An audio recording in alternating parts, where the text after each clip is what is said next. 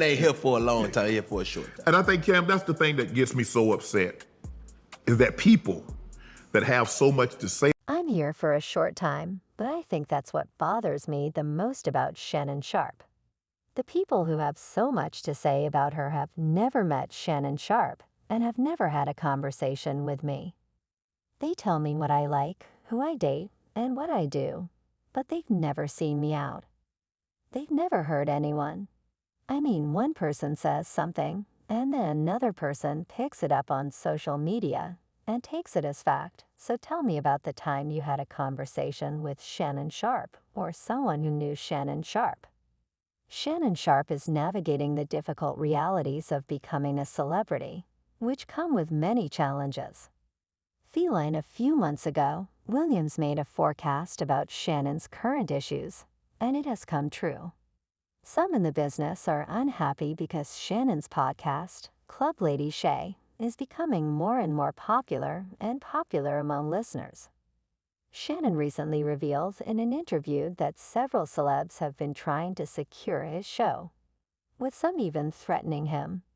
I went back and I'm like, damn, he said that he was saying so much right that I'm like, but Sim, I didn't know it was going to cause this kind of ripple. I didn't think it was going to move me in the direction I'm glad it did. I understand what comes along with that L, but if you remember, he said this is going to put you in another dimension. Definitely did, he said, but my mama said, but their power in the tongue. Yes, he told me. And my guy Jordan is over there. He said now they're going to come for you. I said, can't come for me for what I didn't say anything right. He said they're going to come. And they're going to say a lot of different things. And they're going to be some people that you thought might be able to get that they're not going to come now, right?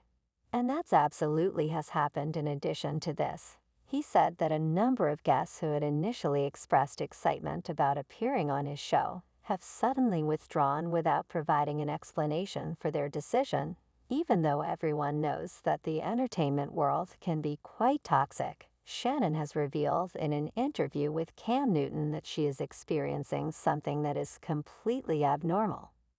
While doing interviews earlier this year, Shannon talked candidly about the difficult challenges he has had while discussing the drama that has engulfed him since their conversation became viral. In order to make sure that his guests are at ease and free to be who they are, Shannon always makes sure to ask them if there are any subjects that they would prefer not to discuss. Shannon's podcast showcases famous people who are eager to share their experiences, which is one of the reasons why I am not a celebrity. I'm having a conversation with a guest, and I asked, is there anything that you don't want to talk about? I guess that sometimes they say, well, I would appreciate if we not talk about this. Cool, no problem, because I believe you can tell your story without saying something negative. But yes, I think Shannon puts his guests at ease by highlighting the fact that he is not a journalist and has never attempted to be one. This is in contrast to the typical approach of trying to pass himself off as a journalist. In case you're unaware, Shannon retired from football and became a commentator for CBS Sports NFL Today, where he also hosted the Subway post-game show and the Sprint halftime report. In 2013, he became a columnist and spokesperson for Fitness Arcs for Men magazine. Shannon's decision to start podcasting in the second episode of Shaw's show wasn't just a fad. He had a great deal of experience in the field. Shannon's Nightcap podcast on the opposite side are former players for the National Football League, Chad Johnson, and NBA sensation Gilbert Arenas.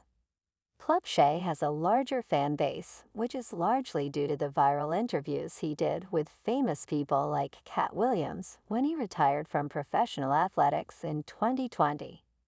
During the epidemic, Shannon developed a new interest in podcasting and founded Club Shade with the intention of creating a space where African American performers could openly share their stories without fear of negative criticism. Despite his background in the media, Shannon, who describes himself as a conversationalist rather than a journalist, had no clue that his podcast would become so well known in 2024 thanks to Cat Williams, even after a year of fruitless trees.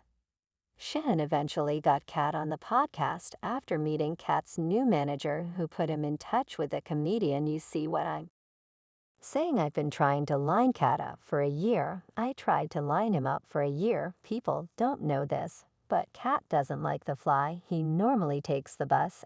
He takes a tour bus pretty much everywhere he goes, and so he wasn't going to be on that side of town in LA and California. Right hand to God. I go to my agent's office on a Friday. I'm getting off the elevator. As I'm getting off the elevator, a lady's getting on right. She said, "Hello." I said, "Hey, how you doing? I'm Shannon Sharpe." She tells me her name. She's like, "I've never seen you here before." I said, "Yeah, my attorney's here, Marvin." She said, "Oh, I love Marvin. I love Allison." "Who's his daughter?" She said. "Oh," I said, "I've never seen you here." I said, "I've been coming here 3-4 years. I've never seen you." She said, "Oh man, I'm sorry. I'm just not meeting you." She said, "Today is my last day." I said, "What?" She said, "Yeah, today is my last day." I said, "You got a new job?" She said, "I'm leaving to be Cat." "Wow." "Wow," said Cat Williams, the tour manager. "I've been trying to get C for a year." That Friday, C was seated in that chair the following Friday. Shannon miscalculated the seriousness of the Cat Williams incident, even though the industry has seen a number of scandals and disasters. Cat made the accusation that Kevin Hart was a plant for the business during the interview, which caused viewers to feel a strong emotional response. He began by putting doubt on Kevin's account of his origins on the East Coast, hinting that it was highly improbable for him to build his career on the East Coast and then abruptly acquire big notoriety in Los Angeles. Cat questioned Kevin's spectacular success in the industry, which seemed to come out of nowhere. Kevin appeared to arrive out of nowhere. Cat angrily blasted Kevin Hart for gaining large gigs and TV roles. That other comedians took years to achieve this was to be expected, considering the length of their dispute, which has been going on for quite some time. Additionally, Cat accuses Kevin of becoming a gatekeeper and assisting other suspected industry plants, such as Tiffany Haddish, in their climb to popularity. At the same time, Cat also mentioned that the industry makes an effort to discredit and demonize him, as she described in her previous statement. According to appearances, Shannon Sharpe is experiencing the same pattern as before. Cat made a visit to Club Shay earlier this year,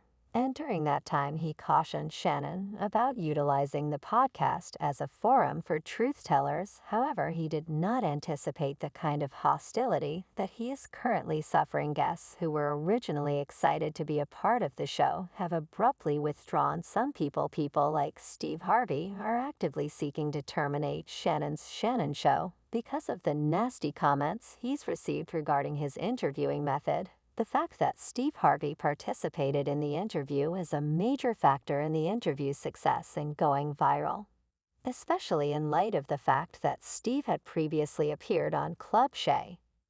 As is customary for interviews of this kind, they discussed various aspects of lifestyle as well as insights into the industry in that particular episode. Club Shay usually has fun interviews, but Shannon has gotten some hate mail during certain episodes. For instance, he was criticized after his interview with Amanda Seales came out. Throughout the interview, Amanda